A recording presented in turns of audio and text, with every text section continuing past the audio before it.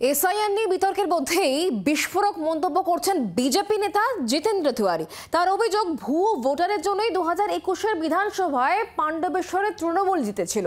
জিতেন্দ্রের অভিযোগ হাস্যকর এবং ভিত্তিহীন বলে উড়িয়ে দিয়েছে তৃণমূল। বিহারের পর এবার বাংলার পালা। এ রাজ্যে ভোটার তালিকায় বিশেষ নিবিড় সংশোধন বা এসআইআর শুরু হলো বলে কত ভুয়ো ভোটারের খোঁজ মিলবে সেখানে, সেই জল্পনার মধ্যেই বুথে বুথে ভূত খুঁজে বেড়াচ্ছে বিজেপি। তাদের তালিকায় এবার যোগ হলো পাণ্ডবেশ্বর। পশ্চিম বর্ধমানের পাণ্ডবেশ্বর বিধানসভায় কম করে 30 থেকে 40 হাজার ভুয়ো ভোটার তালিকায় ঢুকে আছে, যাদের কোনো হদিশ নেই বলে তাদের সমীক্ষায় ধরা পড়েছে। বড় অভিযোগ বিজেপি নেতা জিতেন্দ্র তিওয়ারি। পুরো পাণ্ডবেশ্বরে আমরা প্রায় 239টা বুথ এখন পর্যন্ত আছে। তার মধ্যে প্রায় 200 বুথে আমরা পাচ্ছি কোথাও 100, কোথাও 150, কোথাও 200। একটা স্যাম্পল আপনাকে দিয়েছি, একটা বুথেই 200 প্রায় ভুয়ো ভোটার আছে। সব মিলিয়ে পুরো পাণ্ডবেশ্বরে এখন পর্যন্ত আমাদের কাছে যা খবর আছে 35 থেকে 40 হাজার ভুয়ো ভোটার আছে। নেই ওখানে, এবারে মৃত না চলে গেছে না ছিলই না কোনোদিন, সেটা তো তৃণমূল কংগ্রেসের নেতারা বলতে পারবে। তৃণমূলের যুক্তি, গত 6-7 মাসে অনেকে কলিয়ারি ছেড়ে চলে গেছেন, অনেকে মারাও যেতে পারেন। তালিকা থেকে তাদের নামই হয়তো বাদ যায়নি। উনি বলছেন 65 নম্বর বুথে 190টা ভোটার খুঁজে পাওয়া যাচ্ছে না।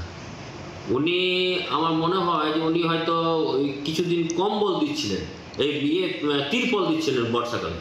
তো তিরপল বাড়ি বাড়ি ঘুরে মানে ভোটার কার্ড, আধার কার্ড যে কালেক্টগুলো করছিলেন সেইগুলি মনে হয় দেখেছেন। উনি তো সব জায়গায় কভার করতে পারেন নাই, তাই উনি যতগুলো গেছেন ততগুলোর কথাই বলছেন, হয়তো সেটাও হতে পারে। একসময় পশ্চিম বর্ধমানে তৃণমূলের ডাকা বুকো নেতা ছিলেন জিতেন্দ্র। 2021-এর বিধানসভা ভোটের আগে তৃণমূল ছেড়ে পাণ্ডবেশ্বরে বিজেপির প্রার্থী হন। জিতেন্দ্রের বিরুদ্ধে তাঁরই শিষ্য নরেন্দ্রনাথ চক্রবর্তীকে প্রার্থী করেছিল তৃণমূল।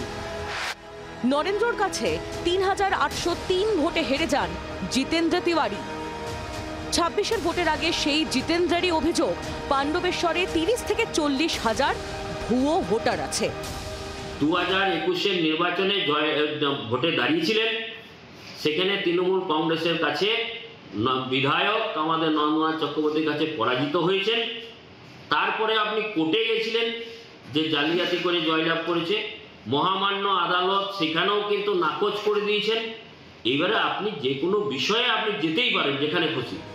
ভুয়ো ভোটার নিয়ে ইতিমধ্যেই জেলা শাসক ও কমিশনের দ্বারস্থ হয়েছেন জিতেন্দ্র।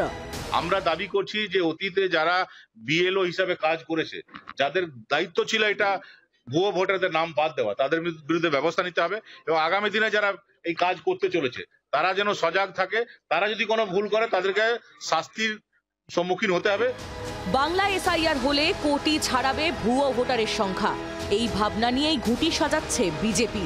সেখানে পাণ্ডবেশ্বরে যদি কয়েক হাজার ভুয়ো ভোটারের নাম বাদ যায়, তাহলে কি জিতেন্দ্রর কোনো লাভ হবে? বাসুদেব চট্টোপাধ্যায়ের রিপোর্ট, জি 24 ঘন্টা। বাংলার আওয়াজ, বাঙালির আবেগ, জি 24 ঘন্টা।